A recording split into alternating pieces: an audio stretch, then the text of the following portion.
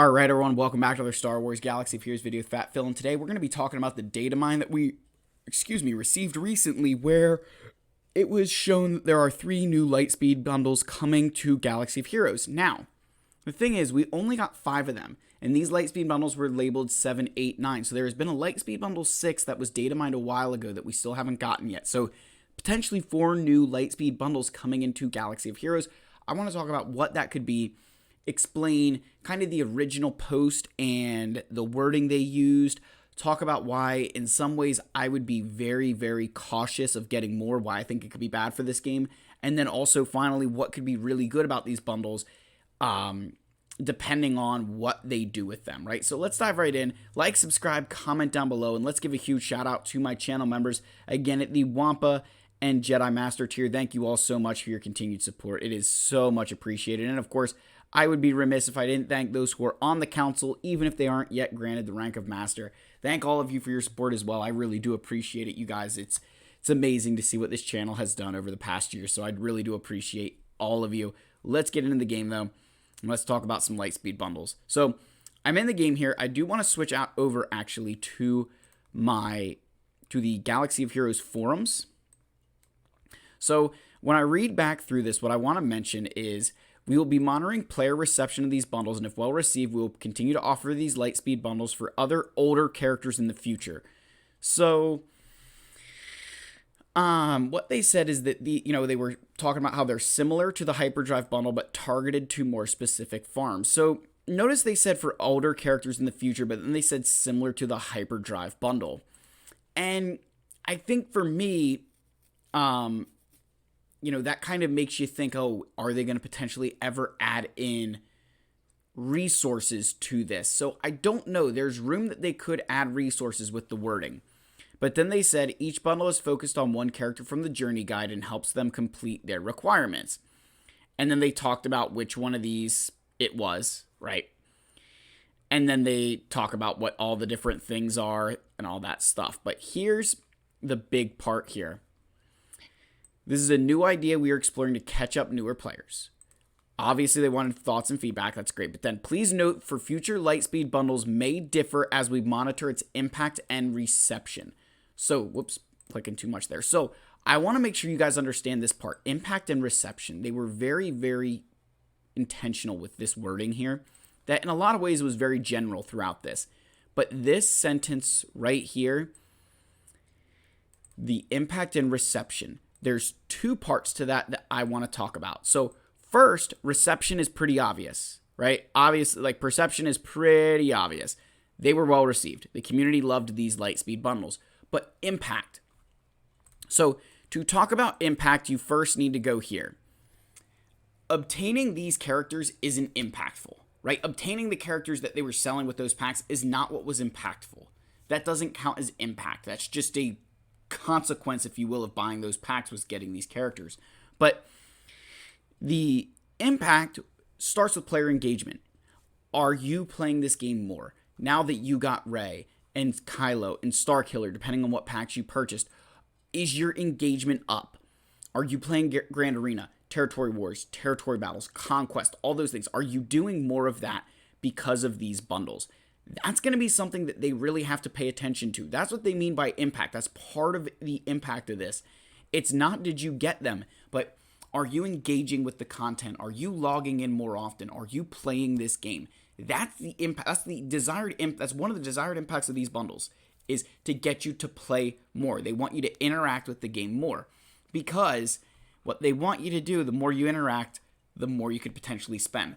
Are these packs driving players to spend more money?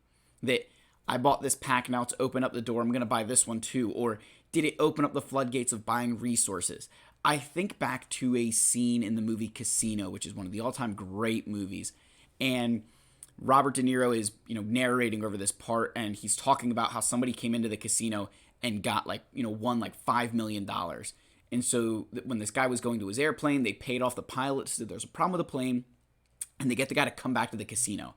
And he's like, the goal is to keep them playing and keep them playing. The longer you keep them playing, eventually we get it all. So this dude not only loses the money he won from the casino, but ends up losing money, of his own because they just kept him playing. And that's exactly what Galaxy of Heroes tries to do at the end of the day. They want to take your money. That is the truth of this. They want you to have fun in this game, but if they asked, would you rather have fun or would you rather have an extra money on your bottom line, they'll take the extra money every day of the week. So obviously player spending is a big part of this. So the side of me that says we have to be careful is that, are a lot of players only going to ever buy the bundles because they're just so crazy good? Or they've like saturated the market that everything else looks like it's crazy expensive because of how good the bundles were. So I did want to mention that. But I'll tell you why I'm cautious with more packs coming, and it has to do with just Zetas. And so what I did was I went through and I identified all the different Zetas that you could equip from those packs or related to them. Thinking like the Zori Bliss ones you might need to equip if you're trying to do Rey on a budget, right? If you want to equip a bunch of Zetas, you don't need Zori, but if you're trying to do it on a budget, you need the Zori Zetas. And so I went through, and obviously you're not going to equip every single Zeta here. I recognize that. You're not going to equip every single one. Obviously, I don't have them on my Vet Smuggler, Holdo, Rose, Rey, Vet Smug, Chewie, Rey. I didn't equip those ones. I don't have one on BB-8 even. But overall, I've had a lot of these Zetas equipped for a long time. But you look, it's just 14 total Zetas between Kylo, Rey, and Starkiller. Now, you might not have bought every single one of those characters, so it might not apply. But it's 41 total Zetas. When you add all these numbers up in the maximum, assuming you do the max number of Zetas, it's 41 total Zetas. Now you think you need 20 mats per Zeta. So every single Zeta requires 20 mats. You multiply that 41 by 20, and you get 820 Zetas. 820 Zeta mats. If you get 2 Zeta mats a day, two mats a day, which I will show you, it's not that hard to get 2 mats a day. But if you can get 2 mats a day, you're still looking at over a year of just doing Zetas. So even if you only equip half of these Zetas, even if you're like, I'm only going to do 20, you're still looking at the next 6 months, depending on where you're at, 6 months of Zetas just going into this. So more Lightspeed bundles may not be the answer right now if they're just going to release characters, because Zetas are something that they hold to their chest. They don't just hand these out free willy-nilly. When you go in here and you look at Zetas, look, there's no way to whale on these, right? Outside of maybe the Hyperdrive bundle, there's not a lot of ways to obtain Zetas. And that's something that's very different. You compare that to if I want to go buy impulse detectors. Boom, look at this, crystals. If I want to buy arrow magnifiers, crystals. I want to buy Zetas, I can't, right? Zetas are something they've held on to for a very long time. So I would be cautious about saying that I think more bundles right now would be a good thing. I would say if they released bundles with more characters, say tomorrow or on Monday for Cyber Monday, whatever it is, right? If they release more bundles, I think you could see a lot of players maybe not purchasing them, simply thinking that I don't have the Zetas for it. I could see that, right? I could see players not purchasing them because they don't have the Zetas. So my one thought was, what if with these bundles, because they compared it, remember, if we go back to the forums here, and they said that these are similar to the Hyperdrive bundle in functionality, but more targeted to specific farms. What if they mean similar to the Hyperdrive bundle in that they're going to say, hey, these are Zeta mats that we're going to be selling? It's just something I thought about that I'm wondering if they're seeing already that not a lot of players have Zetas. And so if they sell them, they could make a killing. If I was them, I'd be selling them, but that's just me. So anyway, let's go back in here now. So what other packs could they be selling though? What other characters could they be selling? So they talked about the Journey Guide. Now, I'll go into the Journey Guide, but I want to show you what I'd say for Galactic Legends in the future. I would argue that you could see ones for Kenobi, Sith Eternal, or Lord Vader. I would say I would not bet on them being packs for Jedi Master Luke, Jabba, or Leia. Not because Jedi Master Luke hasn't been in the game a very long time, but because he has too much overlap with Jabba and Leia Organa that a lot of players would end up buying the pack for Jedi Master Luke just for any help they could get with Jabba or Leia. So I don't think that's a smart business decision, right? They don't want to sell that.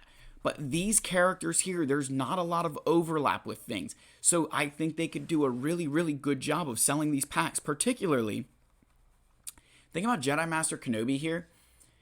the Negotiator is a 7-star requirement for him. So they could sell that pack. But if you don't have a 7-star Negotiator, it doesn't matter. It could still take you 2+ years. They could sell you every single requirement done except the Negotiator, and you could still be years away from getting Jedi Master Kenobi. Just of how long it's going to take you to get, with Guild Event currency too. With Sith Eternal and Lord Vader, a little bit easier, but if they kept it with that Relic 5 minimum, you think that getting Lord Vader is a lot more difficult because he's got a lot of Relic 7s and a lot of Relic 8s. So, again, I'm just showing you the GLs that I think would happen. I just think there's too much overlap with Master Luke, Jabba, and Leia. So, we'll get into the other characters that I would say would be, high potential for me. So, we've got Dr. Aphra, Jedi Knight Revan, and General Skywalker. The General Skywalker would make a lot of sense because they could sell a General Skywalker. They could sell that towards, a Lord Vader.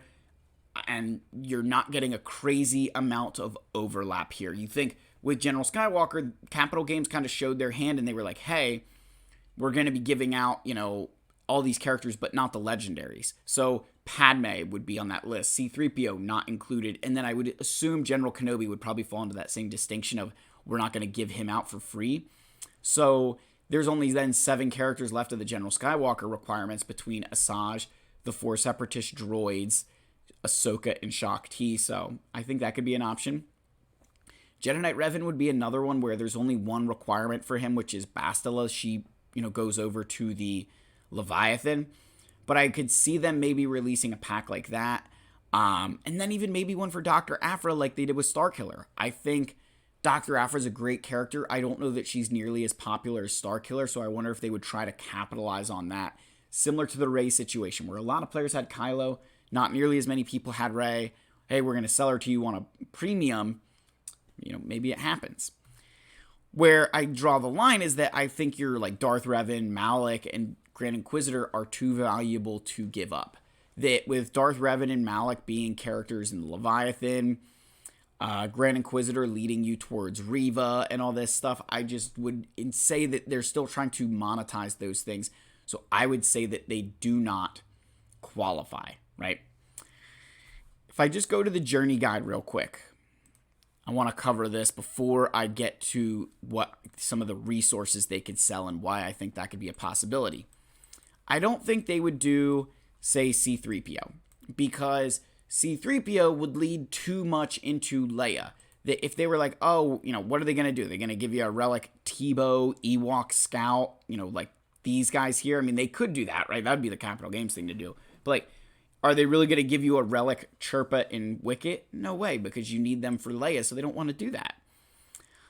Relic Bounty Hunters, I mean, that's going to help every bounty hunter is basically needed for something. There's one bounty hunter in the entire game who isn't a requirement in one way, shape, or form, and that is Dad Bod Boba, and he's a conquest unit, so that still wouldn't happen anyway.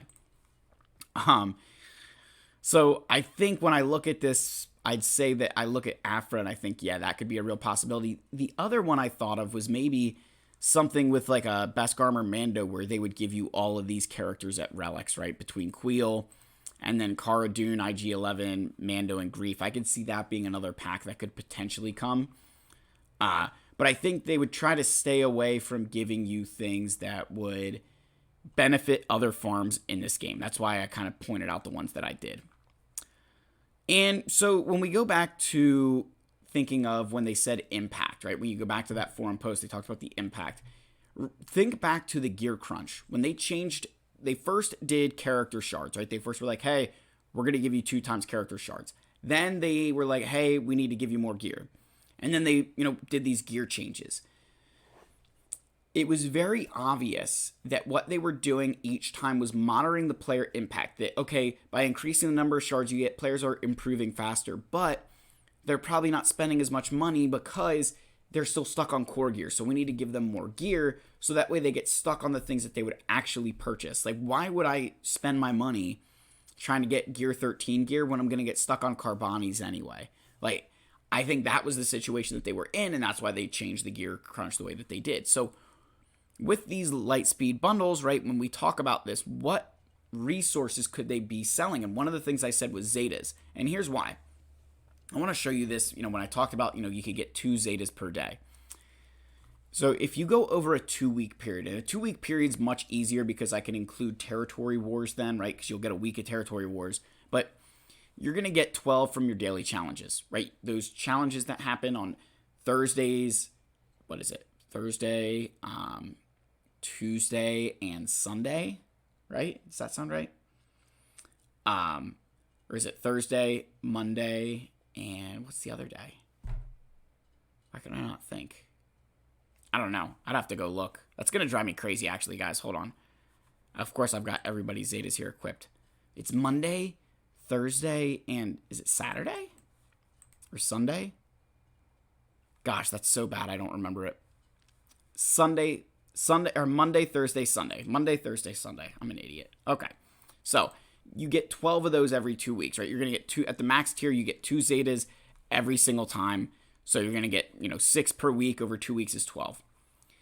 Then you could say buy, I said 6 currency payouts. So that means you're not even getting a zeta every other day from the fleet arena. Recognizing you might be buying a ship shard every now and then or something. So, every other day you're getting a zeta. That's nothing, right? You could buy way more than that. You're going to get 2 in that time from Grand Arena, roughly, right? You think if you get second place in your bracket, you get 2. You get, at 5th to 7th, you get 1. Obviously, you get last, you get 0. And if you win, you get 3. So you figure you'll probably get 2 in a 2-week span, right, on average. 3 from assault battles. That's me saying that there are 7 total assault battles. You get 2 zetas every single time that you complete an assault battle. So 3 zetas over the course of 2 weeks says that you can do, 3 total assault battles over the course of a month to get to challenge tier 1. That's not asking a lot. That's very easy. Then you're going to get, say, 3 from territory wars, right, depending on your wins and losses. Maybe you don't get that many from territory wars. I maybe put too many in territory wars, should put more in currency, but hey, it is what it is. And then finally, you're going to get about 2 from conquest in that time, right, that you get like 5 for box 1. So it's not that hard to get to 2 zeta mats per day. I'm above that. I'm probably closer to 4 if I'm honest. Between all the different ways that I can get them, I'm about at 4. So again, that's over the course of a month. You've got to think that a lot of times I didn't even throw in your Endor and Night Sister events in here. So there's plenty of other ways that you can end up getting zetas, daily logins, stuff like that. So very easy to get zetas, but it's something that I think they could sell. And it's something that maybe in those Lightspeed bundles would make sense, that they recognize, hey, players are short on zetas, they're short on mods, because you don't just need, one of the big things that a lot of you have been seeing, if I was to go to my resistance here, is that it's not just about having the zetas, but do you even have the mods to be able to put on those characters to take advantage of them? Because you bought all these characters. If they release more of them, now you're in more of a zeta crunch. Now you're in more of a mod crunch. And do you really feel like that money is well spent on that right now?